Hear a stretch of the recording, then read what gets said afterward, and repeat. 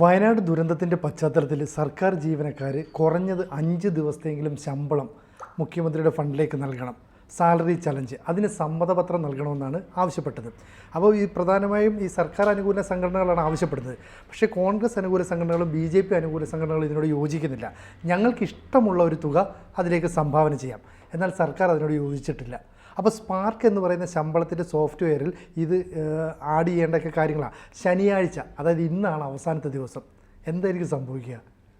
അല്ല, അവർ സഹകരിക്കില്ല എന്ന് മറ്റ് യൂണിയനുകൾ പറഞ്ഞിട്ടുണ്ടല്ലോ.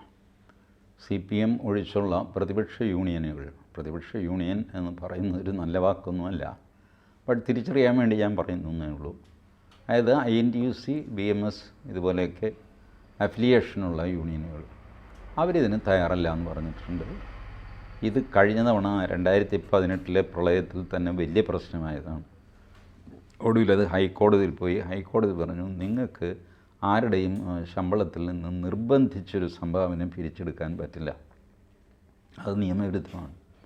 സംഭാവന തരണമെങ്കിൽ അയാളുടെ കൺസെൻറ്റോടുകൂടി നിങ്ങൾ ചെയ്തു, കൺസെൻറ്റ് ഇല്ലാതെ പറ്റില്ല. അപ്പോൾ കൺസെൻറ്റ് ഇപ്പോൾ ഇവർ കൊടുക്കുന്നില്ല, അത്രയേ ഉള്ളൂ. അവർ സോഫ്റ്റ്വെയർ എന്ത് ചെയ്യണോ അത് അവരുടെ ഹെഡേക്കാണ്. സോഫ്റ്റ്വെയർ ഇന്നിപ്പോൾ എന്താ എനിക്ക് മനസ്സിലാവണില്ല, ഇത്ര വലിയ സാധനം. ആ കൺസെൻറ്റ് തന്ന ആൾക്കാരുടെയൊക്കെ അതിൽ എത്രയാണ് അവരുടെ വിഹിതം എന്ന് വെച്ചാൽ അതങ്ങോട്ട് ശമ്പളത്തിൽ നിന്ന് കുറയ്ക്കുക, പണി കഴിഞ്ഞു. എനിവേ അത് ചെയ്തു കഴിഞ്ഞാൽ ചെയ്തു. മറ്റവർ പറയുന്നത് ഞങ്ങളുടെ ശമ്പളത്തിൽ നിന്ന് പിടിക്കാൻ ഞങ്ങൾക്ക് സമ്മതമല്ല, അത് ഞങ്ങൾ മറ്റു രീതിയിൽ മുഖ്യമന്ത്രിയുടെ ദുരിതാശ്വാസ നിധിയിൽ എത്തിച്ചോളാം, ഞങ്ങൾക്ക് ശരി എന്ന് തോന്നുന്ന പൈസ ഞങ്ങൾ മുഖ്യമന്ത്രിയുടെ ദുരിതാശ്വാസ നിധിയിൽ ഇട്ടോളാം, അതിൽ കവിഞ്ഞ് ഞങ്ങൾക്ക് സാധ്യമല്ല എന്നവർ തീർത്ത് പറഞ്ഞു. അവിടെ നിൽക്കുകയാണ്. അതിപ്പോൾ ഇന്ന് ലാസ്റ്റ് ഡേറ്റാണ്, അതോടെ കഴിഞ്ഞു. കൊടുക്കേണ്ടവർ കൊടുക്കും, കൊടുക്കേണ്ടാത്തവർ കൊടുക്കില്ല. ഈ സർക്കാരിൻ്റെ പ്രാന്താണ് എനിക്ക് മനസ്സിലാകാത്തത്. ഈ സാലറി ചലഞ്ച് എന്നൊക്കെ പറഞ്ഞ് ഇങ്ങനെ ഇറങ്ങരുത്. വാസ്തവത്തിൽ സർക്കാരിൻ്റെ പ്രശ്നം എന്താ? സാലറി കൊടുക്കാൻ കാശില്ല. അപ്പോൾ അതിന് കണ്ടുപിടിച്ച ആ ബർഡനൊന്ന് കുറയ്ക്കാൻ കണ്ടുപിടിച്ചൊരു വഴിയാണ് വയനാട്. ഈ സർക്കാർ ദുരന്തം എൻകാഷ് ചെയ്യാൻ തുടങ്ങരുത്, അതൊരു ശരിയല്ല. പല ദുരന്തങ്ങൾ സർക്കാർ എൻകാഷ് ചെയ്യുന്നു. ഈ കഴിഞ്ഞ തവണ ഈ 2018 പ്രളയത്തിൽ CMDRF, chief ministers disaster relief fund, അതിൽ വന്ന പൈസ ദുരുപയോഗം ചെയ്തു എന്ന് പറഞ്ഞുള്ള കേസ് ലോകായുക്തയിൽ പോയി. അവിടെ something happened, I don't know. അതിനിടയ്ക്ക് പിണറായി വിജയൻ ലോകായുക്തയുടെ അധികാരങ്ങൾ എടുത്തു കളഞ്ഞുകൊണ്ടുള്ള ഓർഡിനൻസ് അയച്ചു കൊടുക്കുന്നു. ഗവർണർ അത് ഒപ്പിടുന്നില്ല. ഇതൊക്കെ കാണിക്കുന്നത് ദുരിതാശ്വാസ നിധിയിലെ വകമാറിയുള്ള ചെലവ്, അതിൽ എന്തൊക്കെയോ വലിയ പുലിവാലുകൾ നടന്നിരിക്കുന്നു എന്നാണ്. ലാപ്ടോപ്പ് മേടിക്കാൻ വരെ ഈ മുഖ്യമന്ത്രിയുടെ ദുരിതാശ്വാസ നിധിയിൽ നിന്ന് കാശ് കൊടുത്തിട്ടുണ്ട് എന്ന് പറയുന്നു. എന്താ, കേരള ഫിനാൻഷ്യൽ കോർപ്പറേഷനോ അതോ KSFക്കോ മറ്റോ. അപ്പോൾ അതൊന്നും അംഗീകരിക്കാവുന്ന ഒരു പരിപാടിയല്ല. അങ്ങനെ മുഖ്യമന്ത്രി എന്ത് ചെയ്തു? ഈ ദുരിതാശ്വാസ നിധിയുടെ ക്രെഡിബിലിറ്റി അങ്ങ് കുറച്ചു. ഇപ്പോൾ ഇത്തവണ വലിയ ബഹളം നടന്നല്ലോ ദുരിതാശ്വാസ നിധിയെപ്പറ്റി. ഒറ്റ ക്ലിക്കിൽ ഈ പരിപാടി അവസാനിക്കാം. കമ്പ്യൂട്ടറിൻ്റെ മൗസിൻ്റെ ഒറ്റ ക്ലിക്കിൽ 2018 മുതൽ, അല്ലെങ്കിൽ ഓഖി ദുരന്തം മുതൽ നിങ്ങൾ പിരിച്ച ദുരിതാശ്വാസ തുക, അതിൽ നിന്ന് ചിലവാക്കിയത് ഏതൊക്കെ ഹെഡിലാണ്, ആർക്കൊക്കെ കൊടുത്തു, എന്തൊക്കെ കൊടുത്തു എന്നുള്ളത് നിങ്ങളുടെ കയ്യിലുണ്ട് കണക്ക്. ആ കണക്കിൻ്റെ അറ്റാച്ച്മെൻ്റ് ഒന്ന് അപ്ലോഡ് ചെയ്യുക വെബ്സൈറ്റിൽ, കഴിഞ്ഞു. Everything is transparent. 5 മിനിറ്റ് കൊണ്ട് ചെയ്യാവുന്നൊരു കാര്യം. അത് ചെയ്യില്ല എന്ന് പിണറായി വിജയന് വാശി. അതിന് വിവരാവകാശ നിയമപ്രകാരം അപേക്ഷ കൊടുക്കുക, ആ അപേക്ഷ തട്ടിക്കളിച്ചുകൊണ്ടിരിക്കുക. അത് വിവരാവകാശ നിയമപ്രകാരം നിങ്ങൾക്കൊരു സാധനം കിട്ടിയില്ലെങ്കിൽ നിങ്ങൾക്കൊന്നും ചെയ്യാൻ പറ്റില്ല. സ്റ്റേറ്റ് ഇൻഫർമേഷൻ കമ്മീഷൻ എടുത്ത് പോവാം. അവരും തന്നില്ലെങ്കിൽ പിന്നെ നിങ്ങൾക്ക് ഹൈക്കോടതി പോകാം. ഇതിൻ്റെയൊക്കെ പിന്നാലെ ആരും നടക്കും? ഇപ്പോൾ ഈ ഹേമ കമ്മീഷൻ റിപ്പോർട്ട് കണ്ടില്ലേ, 4-4.5 വർഷം എടുത്തു എന്ന് പറഞ്ഞത്. ഒരു തവണ വിവരാവകാശ നിയമപ്രകാരം ചോദിച്ചപ്പോൾ അവർ കൊടുത്തില്ല. അത് കഴിഞ്ഞ് 4 വർഷം കഴിഞ്ഞ് അടുത്ത ആൾ, വേറൊരാൾ ചോദിച്ചു കഴിഞ്ഞപ്പോഴാണ് ഭാഗികമായിട്ട് കൊടുക്കാൻ തീരുമാനിച്ചത്. അങ്ങനെയൊക്കെയാണ് ഇത് പുറത്ത് വരുന്നത്. ഇപ്പോൾ ഒരു സർക്കാർ ഒരു വിവരം പുറത്തറിയിക്കില്ല എന്ന് തീരുമാനിച്ചാൽ വലിയ പ്രയാസമാണ്. ഈ ഹൈക്കോടതിയിൽ പോയി, ഹൈക്കോടതി ഇത് കൊടുക്കാൻ പറഞ്ഞു എന്ന് വെച്ചോ, സർക്കാർ സുപ്രീം കോടതി പോകും ഇത് കൊടുക്കില്ല എന്ന് പറഞ്ഞിട്ട്. സർക്കാരിന് എന്താ ദണ്ണം? അവിടെ ഇവിടെയൊക്കെ സ്റ്റാൻഡിങ് കൗൺസിൽ നിൽക്കുകയല്ലേ. സർക്കാരിൻ്റെ കേസുകൾ സുപ്രീം കോടതിയിൽ കൊണ്ടുപോകാനായിട്ട് ചിലർ പ്രവർത്തിക്കുന്ന ഒരു കൂട്ടം വക്കീലന്മാരുണ്ട്. സുപ്രീം കോടതിയിലെത്തിക്കാൻ അവർ സർക്കാരിനെ ഉപദേശിക്കും, നമുക്ക് സുപ്രീം കോടതി പോകണം, വിട്ടരുതാ മനെ എന്നൊക്കെ പറഞ്ഞിട്ട് അപ്പോൾ സുപ്രീം കോടതിയിലെത്തി കാശ്. ഇത് ഇങ്ങനെയൊക്കെ ആണ് ഈ പൈസ ധൂർത്തായിട്ട് ചിലവായി പോകുന്നത്. ഒന്ന് നിങ്ങൾ കള്ളം കാണിച്ച് നശിപ്പിക്കുന്ന പണം, വേറൊന്ന് ആ കള്ളം മറച്ചു വയ്ക്കാനായിട്ട് നിങ്ങൾ ഒഴുക്കുന്ന പണം. ഇതൊക്കെ സ്റ്റേറ്റിൻ്റെ പണമാണ് ഈ പോകുന്നത്. അതിനിടയ്ക്കാണ് ഈ സാലറി ചലഞ്ച് എന്ന് പറഞ്ഞിട്ട് വെറുതെ അവരുമായിട്ട് തല്ലുകൂടുന്നത്. ഒറ്റ സർക്കുലർ, താല്പര്യമുള്ളവർക്ക് ഇതിൽ പങ്കെടുക്കാം, നിങ്ങളുടെ ശമ്പളത്തിൽ നിന്ന് ഇത്ര രൂപ വെച്ച് എത്രയാണ് നിങ്ങൾ പറയുന്നത് വെച്ചാൽ അത് മുഖ്യമന്ത്രിയുടെ ദുരിതാശ്വാസ നിധിയിലേക്ക് മാറ്റാം എന്ന് പറഞ്ഞൊരു സർക്കുലർ. വില്ലിംഗ് ആയിട്ടുള്ളവർ യെസ് എന്ന് കൊടുക്കും, അല്ലാത്തവർ നോ എന്ന് കൊടുക്കും, പണി കഴിഞ്ഞു. വൈഡി മാത്രമല്ല, ഇവരുടെയൊക്കെ ശമ്പളത്തിൽ നിന്ന് നിങ്ങൾക്ക് എന്ത് കിട്ടാൻ പോവാണ്?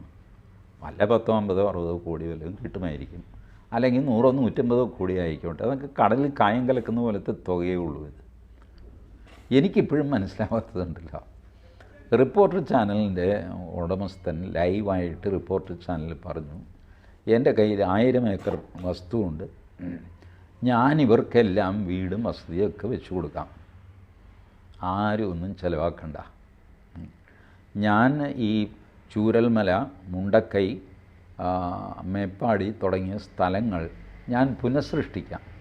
പള്ളിക്ക് പള്ളി, അമ്പലത്തിന് അമ്പലം, ബസ് സ്റ്റാൻഡിന് ബസ് സ്റ്റാൻഡ്, ബസ് സ്റ്റോപ്പിന് ബസ് സ്റ്റോപ്പ്, പാലത്തിന് പാലം, ഇതൊക്കെ ആയിട്ട് ഞാൻ പുനഃസൃഷ്ടിക്കാം വേറൊരു സ്ഥലത്ത്.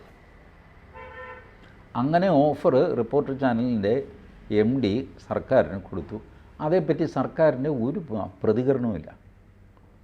ഞാനാണെങ്കിൽ ചാടിക്കയറി സമ്മതിക്കും. ഒരു ബാധ്യതയില്ല സർക്കാരിന്. മൊത്തം ദുരിതാശ്വാസം ഒരു സ്ഥാപനം ഏറ്റെടുക്കുന്നു, കൊടുക്ക്. ബോബി ചെമ്മണ്ണൂർ ചെയ്യാമെന്ന് പറഞ്ഞു. പിന്നെ അനക്കൊന്ന് സർക്കാരിൻ്റെ ഭാഗത്തുനിന്ന് ഒരു പ്രതികരണം കണ്ടില്ല.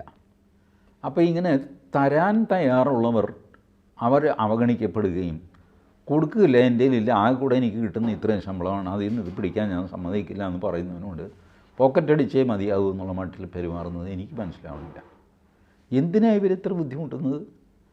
എത്രയോ പണക്കാർ കോടിക്കണക്കിന് രൂപ ചിലവാക്കാൻ തയ്യാറായിട്ട് നിൽക്കുന്നു. ഇപ്പോഴും ഫ്രീ ആയിട്ട് അവിടെ, ഇന്നലെ ഞാൻ TV കണ്ടു, ഫ്രീ ആയിട്ട് കട്ടിൽ, മെത്ത, fan, bench, desk, dining table, കസേര, അത് ഇതൊക്കെ ആയിട്ട് ലോഡ് കണക്കിന് എറണാകുളത്തു നിന്നും തൃശ്ശൂരിൽ നിന്നും ഒക്കെ പൊയ്ക്കൊണ്ടിരിക്കുകയാണ്. വ്യാപാരി വ്യവസായി സംഘത്തിൻ്റെ പേരിൽ അവർ മറ്റെന്തോ കമ്മിറ്റി ഉണ്ടാക്കിയിട്ടുണ്ട്, അതിൻ്റെയൊക്കെ പേരിൽ. ഈ റീഹാബിലിറ്റേഷൻ വർക്ക് നാട്ടുകാർ സൈലൻ്റായിട്ട് ചെയ്തുകൊണ്ടിരിക്കുക. സർക്കാർ ഈ വാചകമടിയും ഈ യൂണിയൻ കളിയൊക്കെ ആയിട്ട് നിൽക്കുന്നു. എന്തൊരു കഷ്ടമാണെന്ന് ആലോചിച്ചെങ്കിൽ. ഇപ്പോൾ ഈ വയനാട്ടിൽ ഈ പുനരധിവാസത്തിന് വേണ്ടി ഇത്ര രൂപ വേണം. അപ്പോൾ സർക്കാർ പറയുന്നത് 2000 കോടി രൂപ വേണം. അത്രയും പൈസ വേണ്ട സന്നദ്ധ സംഘടനകൾ, വ്യക്തികൾ, രാഷ്ട്രീയ പാർട്ടിക്കാർ ഇവരെല്ലാം കൂടെ ചേർന്നിട്ട് ഇത്ര പൈസ സ്വരൂപിച്ചിട്ട് ആ ടൗൺഷിപ്പ് പോലെ ഒന്ന് നിർമ്മിക്കാൻ ഒരു സ്ഥലം കണ്ടെത്തി കൊടുക്കുക. എന്നിട്ട് ഓരോരുത്തർക്കും അവരുടേതായ രീതിയിൽ സ്ഥലം ഡിവൈഡ് ചെയ്തിട്ട് നിർമ്മിച്ചു കൊടുക്കാം. അപ്പോൾ ഈ പൈസ എല്ലാം ഉപയോഗിച്ച് വേണമെങ്കിൽ ഒരു ടൗൺഷിപ്പ് അല്ലെ ഇത്രയും പേർക്കും വീട് നിർമ്മിച്ചു കൊടുക്കാം. അപ്പോൾ അതിൻ്റെ ഇടയ്ക്കും അങ്ങനെ പറ്റില്ല. സർക്കാർ അനുകൂല സംഘടന പറയുന്നത് ജീവനക്കാരുടെ കയ്യിൽ നിന്ന് പൈസ പിടിച്ചു വാങ്ങിയേ പറ്റുള്ളൂ. അപ്പോൾ അവരുടെ ആ വാശിക്ക് പിന്നിൽ എന്താ കാരണം? ഇവിടെ ഇങ്ങനെ നടക്കുമല്ലോ. മനുഷ്യനെ ഉപദ്രവിക്കുക എന്നുള്ള കാരണം ഇതല്ലാതെ വേറെ എന്താ ഇതിന് റീസൺ? കൊടുക്കാൻ തയ്യാറായിട്ടുള്ളവൻ്റെ നിന്ന് വാങ്ങില്ല, കൊടുക്കില്ല എന്ന് പറയുന്നവൻ്റെ അടുത്ത് നിന്ന് വാങ്ങും. ഇതെന്ത് വാശിയാണ്? വെറുതെ മനുഷ്യനെ ഉപദ്രവിക്കണം എന്നുള്ള വാശി, വേറെ ഒന്നുമില്ല. മാത്രമല്ല ഇവരിപ്പോൾ ശരി വീടുണ്ടാക്കി കൊടുത്തു, ഉപജീവനം എങ്ങനെയാണ് സിനുജി? എനിക്ക് മനസ്സിലായിട്ടില്ല.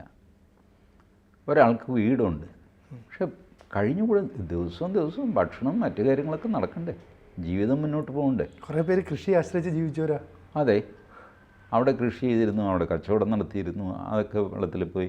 ശരി, നിങ്ങൾ എന്തെങ്കിലും ഇൻവെസ്റ്റ്മെൻറ്റിന് പൈസയൊക്കെ കൊടുത്ത് അയാളൊരു കട തുടങ്ങിക്കഴിഞ്ഞാൽ അതവിടെ വയബിളാകുമോ ഇല്ലെന്ന് അറിഞ്ഞുകൂടാ. മറ്റ് 25 വർഷമായിട്ട് അയാൾ നടത്തിക്കൊണ്ടിരുന്ന കടയാണ് ഒറ്റയടിക്ക് ഒലിച്ചു പോയത്. ഇനി ഇവിടെ നിന്ന് ABCD മുതൽ തുടങ്ങണം. അപ്പോൾ അവർക്കൊരു തൊഴിൽ, ഉപജീവനം എന്ന് പറയുന്നത് നിത്യവൃത്തിക്കുള്ള ഏർപ്പാടെല്ലാം ചെയ്യണം. അതിനപ്പുറത്താണ് പിള്ളേരുടെ പഠനം. അവരുടെ റെക്കോർഡുകളെല്ലാം പോയി. ഞാൻ നേരത്തെ നമ്മളൊരു ഷോയിൽ പറഞ്ഞിരുന്നില്ല, ഒരു റെക്കോർഡുമില്ലാതെ ഒരു മനുഷ്യൻ ജീവനോടെയുണ്ട്. പക്ഷേ അയാൾ ജീവനോടെ ഉണ്ട് എന്നുള്ളതിന് കടലാസില്ലാതെ ബ്യൂറോക്രസി ചലിക്കുകയില്ല. ഈ കാര്യത്തിലൊന്നും സർക്കാരിനൊരു താല്പര്യവും കാണുന്നില്ല. സർക്കാർ സ്കൂൾ കുട്ടികളുടെ എന്തോ മീറ്റിംഗ് വിളിച്ചു കൂട്ടി അതിപ്പോൾ ചെയ്ത് കളയും എന്നൊക്കെ പറഞ്ഞ് പിന്നെ ഒന്നും കേൾക്കുന്നില്ല. ഇപ്പോൾ അവിടുത്തെ കുട്ടികൾ സ്കൂളിൽ പോയി തുടങ്ങിയോ? ഈ ചോദ്യത്തിന് ആർക്കും ഉത്തരവില്ല. ഇപ്പോൾ അവരുടെ സ്ഥിതി എന്താ? ഇപ്പോൾ അവർ താമസിക്കുന്ന ക്യാമ്പിൻ്റെ വീഡിയോ കണ്ടിട്ടുണ്ടോ?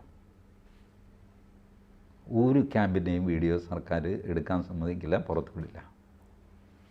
ചാനലുകാരൻ നിസ്സഹായരാണ്, അവരൊന്നും ചെയ്യുന്നില്ല. അവർ ഈ ഇവിടെ ഹേമ കമ്മിറ്റി ഉരുള് പൊട്ടിയ സ്ഥലത്തുണ്ടല്ലോ, അവിടെ പോയിട്ട് പിന്നെയും പിന്നെയൊക്കെ കാണിക്കുന്നുണ്ട്. ഓഫ് കോഴ്സ് ഹേമ കമ്മിറ്റി വന്നപ്പോൾ വയനാട് ദുരന്തം പുറകിലായിപ്പോയി. അത് വാർത്തകളുടെ സ്വഭാവമാണ്.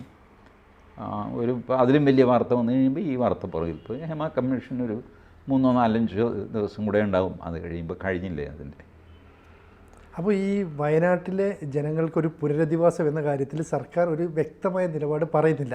ആളുകളെടുത്ത് ഇന്ന കാര്യങ്ങളാണ് ഞങ്ങൾ ചെയ്യുന്ന, ടൗൺഷിപ്പ് ഉണ്ടാക്കുന്നു, ഈ സന്നദ്ധ പ്രവർത്തനത്തിന് അല്ലെ സന്നദ്ധ സഹായം ചെയ്യാൻ വന്നവരുടെ കൂടെ ഞങ്ങൾ കൈകോർക്കുന്നു, കേന്ദ്രവുമായി കൈകോർക്കുന്നു എന്നൊരു നിലപാട് വ്യക്തമായി പ്രഖ്യാപിക്കുന്നതിന് എന്താ തടസ്സം? അവർക്കത് ചെയ്യാൻ ഉദ്ദേശമില്ല, അതാണ് അതിൻ്റെ തടസ്സം. കേന്ദ്ര സർക്കാർ ഇന്നടുത്ത് കാശ് ചോദിച്ചെങ്കിൽ കേന്ദ്ര സർക്കാർ പറയുന്നു NDRF ഫണ്ടിൽ 1168 കോടി കിടപ്പുണ്ട്, അതെടുത്തോ. ഇവരെന്താണെന്ന് വെച്ചാൽ NDRF ഫണ്ടിൽ നിന്ന് ഓൾറെഡി ഇവർ ഡൈവേർട്ട് ചെയ്തിട്ട് പൂട്ടടിച്ച് കഴിഞ്ഞു. വേറെ വക മാറ്റി 2000 കോടി രൂപ വേണം. ശരി, 2000 കോടി രൂപയ്ക്ക് നിങ്ങൾ എന്ത് ചെയ്യാൻ പോകുന്നു? ഉത്തരവില്ല. ചുമ്മാ അങ്ങോട്ട് റിസർവ് ബാങ്കിൽ നിന്ന് 2000 കോടി രൂപ ട്രാൻസ്ഫർ ചെയ്യാൻ പറ്റില്ല. നിങ്ങളുടെ ഒരു പ്ലാൻ, പദ്ധതി, പ്രോജക്റ്റ് എന്താണ്? നിങ്ങളുടെ ആവശ്യം എന്താ? ഇന്നതിന് ഇത്ര കാശ്, ഇന്നതിന് ഇത്ര കാശ് എന്നെങ്കിലും ഒരു എസ്റ്റിമേറ്റെങ്കിലും കൊടുക്കണ്ടേ? അതില്ല.